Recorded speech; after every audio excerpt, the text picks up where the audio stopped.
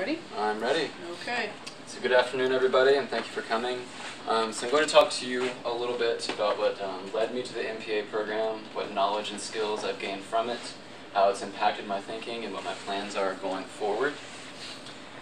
So I was raised by parents who had lived through the 60s, attended Woodstock and anti-war marches. I certainly believe in the value of independent thinking, but as I get older and as I learn more about where other people come from, I realize how much of an impact that has had on my career aspirations and on my worldview. I realized recently that I had never really considered doing something only to make money, for example. I mean, that is a reality of being alive, but I'm motivated by a much wider range of mostly extrinsic factors. However, I wasn't self-aware enough necessarily when I was 18 to realize this. I studied biology at Clemson University for undergrad, which was certainly interesting, but other than the field work, I was both restless and unfulfilled in the work that degree typically opens doors for. I realized I needed to be around people more, and that what I wanted to do was to be more connected to problems faced by people. After a few years, though, I realized that the right master's program for me might be in my own backyard. It all happened very quickly, but while I was sitting in a cathedral in Bordeaux, I realized that I decided to enter the current program. So out of the MPA classes I've taken so far, a few concepts have really stood out to me in the classroom. The first class I took, Public Service Roles, had a fundamental impact going forward on how I would conceive of the public sector. We trace the history of the public sector from the Constitution up through struggling to be responsive to problems during the Gilded Age, up to when Woodrow Wilson finally called for the field of public administration to come into being to study how government could be made to be more efficient and effective.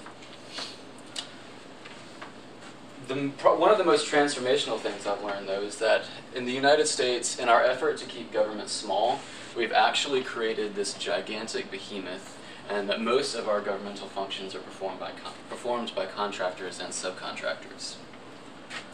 And I think that history is good for understanding how the system works and how it can be improved.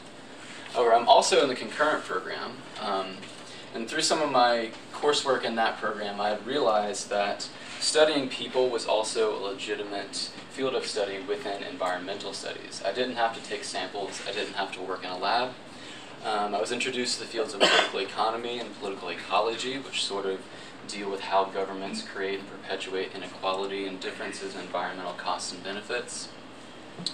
I learned about leadership as well in the program. I was able to compare my own theories of leadership gained from my own experiences with those that are research-based and types of leadership that are important to the public sector. My first external experience was an internship I had this summer out at the Kiowa Conservancy on Kiowa Island. I was able to attend board meetings, attend committee meetings, network, and work with other entities on the island, and learn about land use law as well. Currently, I'm working on the Charlton Illumination Project, which has been a very valuable experience. We've interacted a lot with a diverse array of citizens and also with city administrators as well. I've got to go inside City Hall and kind of see how the sausage is made there. We met with department heads, and we presented a report that we had written on what citizens in one of Charleston's most impoverished communities want. We were trying to bring their issues to the agenda. I think we did so successfully.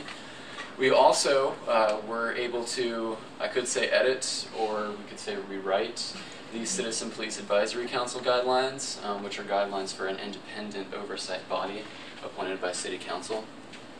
But what I've really realized over time is that what I really like, what really winds my clock, are wicked problems, complex problems, how they relate to other problems, and I think that fits very well with my eclectic background, since this wide knowledge base allows me to understand different problems and also how different people think, which is important when trying to find solutions to these issues.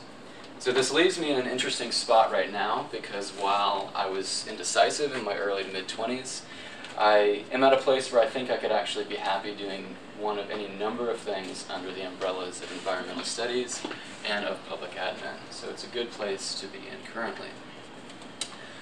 So thank you all very much for coming. This picture was taken during warmer, sunnier, tan times a few months ago. and I hope y'all enjoy the rest of the presentation.